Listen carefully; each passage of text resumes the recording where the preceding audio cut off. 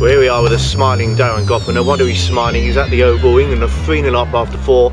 Life is good if you're an English cricketer or English cricketer supporting fan. It is fantastic. What a great ground this is as well, the Oval. They've done a lot of work here over the years, and it's always traditionally the last Test match of the series.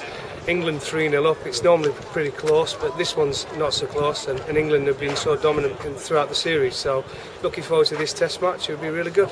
Now you must be enjoying it. You played in a lot of Ashes in your time, but it's fair to say you played against one of the best Australian teams that there's ever been. So it makes a nice change, doesn't it, to see the shoe on the other foot?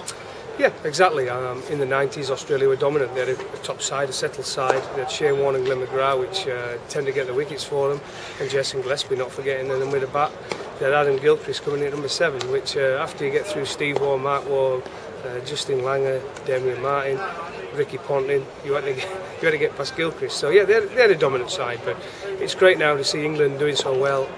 They've got a good side, good settled side. They've got world-class seamers in Broad and Anderson. A world-class spinner in Graham Swan, and the batting lineup speaks for itself. They all average over 40.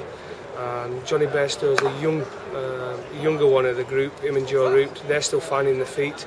They will only improve as players. So I think England are going about things the right way.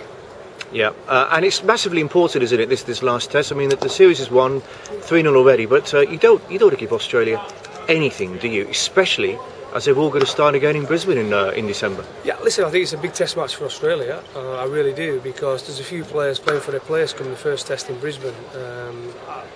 They really have shown faith in Khawaja and Smith. I think this will be their chance. If they don't get the runs this one, I think there might be a few new faces in the batting lineup come Brisbane. But everybody who I speak to thinks they're very talented, especially Khawaja. So it'll be interesting to see what they do with him.